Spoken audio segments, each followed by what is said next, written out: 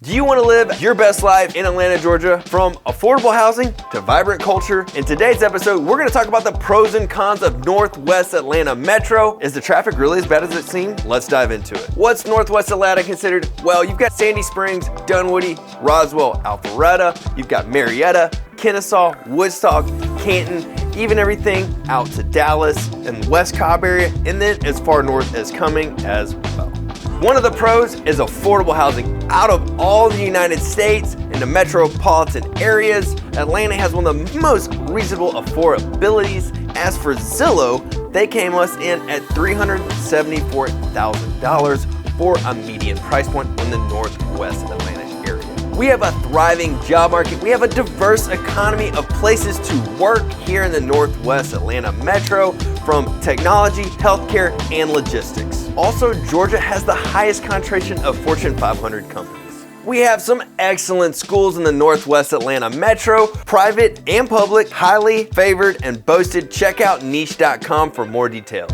Number 4, we have abundant recreation opportunities, everything from Kennesaw Mountain Battlefield in Kennesaw. We have the Chattahoochee River National Recreational Areas that are all along the Chattahoochee River, running up from Marietta all the way to Cumming. We've also got lots of awesome mountain bike trails like Soap Creek, Blankets Creek, Rope Mill, and Big Creek over in Roswell. So recreation opportunities are abundant in the Northwest Metro. Fifth and final, cultural diversity, from arts to foods to ethnicity. We have a melting pot of folks hanging out here in the Northwest Atlanta Metro. So I've been living in and around the greater Atlanta area since 2007, and there's some things I wish I would have known before moving here. All right, let's get into the cons. We've got traffic. The congestion is real, and Atlanta was ranked one of the worst cities in traffic.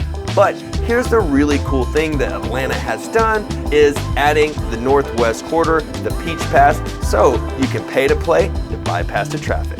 Hot and humid summers. If you're not used to high temperatures like 90 degrees Fahrenheit coupled with 120% humidity, you may be in for a rude awakening because it's gonna get hot. 3, limited public transportation. MARTA's North Springs train station goes all the way to North Springs, with just north of Sandy Springs.